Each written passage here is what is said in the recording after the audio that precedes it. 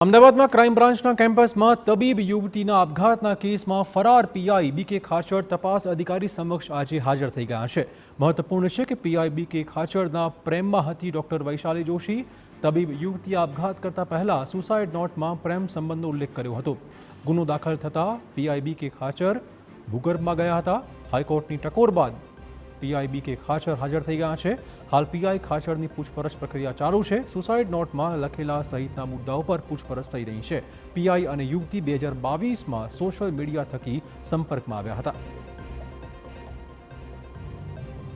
લગભગ 6-7 કલાકથી એમની પૂછપરછ ચાલુ છે ને ઉપરાંત એમને પાસેથી અમુક ડિવાઇસીસને જે છે કબજે લેવાના છે તો એની પ્રક્રિયા પણ ચાલુ છે। એના આધારે એમની પૂછપરછ ચાલુ છે। એમના જે મરણજનક છે તેમની સાથેના સંબંધ અને જે બીજી અન્ય ડિટેલ્સ હોય આખા સમગ્ર એમના 2022થી આજ દિન સુધીના એમના કયા કયા સંબંધ રહ્યા અને જે બનાવ છે જે ગુનો બન્યા તારીખ છે એ દિવસે એક્ઝેક્ટલી શું શું બનાવ બન્યા હતા એ બાબતે એમની સાથે એમની પૂછપરછ કરવામાં આવી છે।